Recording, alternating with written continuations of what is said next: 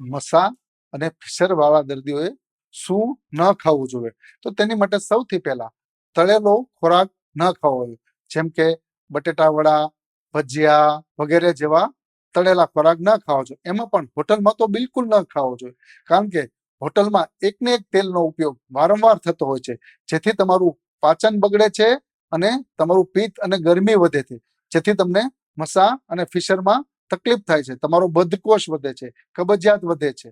એના હિસાબે તમારે મસા અને ફિશરમાં વધારે તકલીફ થાય છે, એટલે તમારે તળેલા ખોરાક એવોઇડ કરવા જોઈએ. બીજી વસ્તુ, બેકરી પ્રોડક્ટ, પાઉં, ટોસ્ટ, બિસ્કિટ વગેરે, જેમાં મેદાનો અને બેકિંગ સોડાનો મેક્સિમમ ઉપયોગ થાય છે, જેના કારણે તમને કબજિયાત એટલે પાચન નબળું થાય છે, તે આસાનીથી પચતા નથી અને તમારો મળ કઠણ કરે છે, જેથી તમને કબજિયાત થાય છે અને મસા અને ફિશરમાં તકલીફ વધે છે. જ્યાં કારણમાં સબ્જીમાં બટેટા, શિમલા મરચા, લીલા મરચા, કોબી, રીંગણ, મેથી વગેરે ખોરાક લેવા નહીં, કારણ કે એ ખોરાક લેવાથી શરીરમાં ગરમી વધે છે અને પિત્ત વધે છે, અને ગરમીને કારણે તમારે મસા અને ચીરાની તકલીફમાં વધારે તકલીફ થાય છે.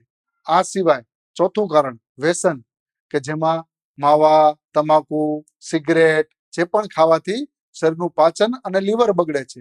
લીવર બગડવાને કારણે મેઇનલી તમારું પાચન બગડે છે અને તમને ફિશર અને મસાની તકલીફમાં વધારો થાય છે. વધારે પડતું પ્રોટીનનું સેવન, એટલે કે ઘણા લોકો જીમમાં જતા હોય કે તે લોકો વધારે પડતું એક્સ્ટ્રા પ્રોટીન લેતા હોય, જે પણ પચવામાં ખૂબ ભારે છે અને તમને બદકોષ કે કબજિયાત કરે છે, જેથી પણ તમારા મસા અને ફિશરમાં તકલીફ થાય છે. ઘણા લોકો તુવર અને મસૂરની દાળ પણ વધારે લેતા હોય, તો એ લોકોએ તુવર અને મસૂરની દાળ પણ ઓછી લેવી જોઈએ, કે જેથી એને કબજિયાત થાય નહીં અને મસા અને ફિશરમાં તકલીફ થાય નહીં.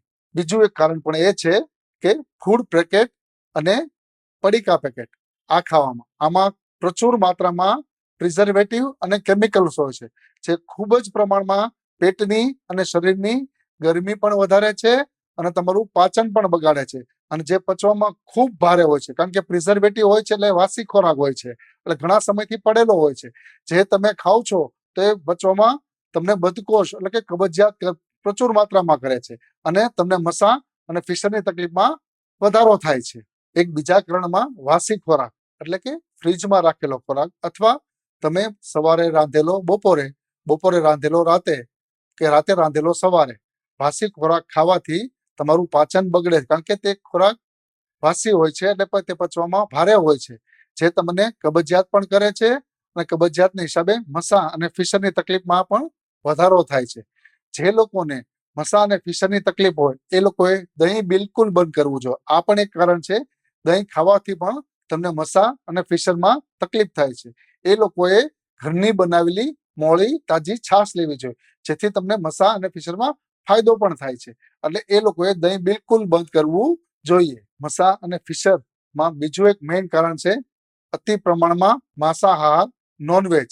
તો નોનવેજ ખાવામાં એકદમ ગરમ ખોરાક છે અને પચવામાં ભારે ખોરાક છે, તો એનાથી તમને પાચન તમારું નબળું થાય છે અને ફિશર અને મસાની તકલીફમાં પણ વધારો થાય છે. તો આજે મિત્રો મેં તમને જણાવ્યું કે તમારે ફિશર ને પાઇલ્સમાં શું ખાવું જોઈએ અને શું ન ખાવું જોઈએ. મેઇનલી શું ન ખાવું જોઈએ, કે જેથી તમને ફિશર ને મસાની તકલીફ હોય તો તે આગળ ન વધે, અને ન હોય તો તમને ફિશર ને મસા થવાના ચાન્સીસ ન રહે. ધન્યવાદ. જય ધન્વંતરી.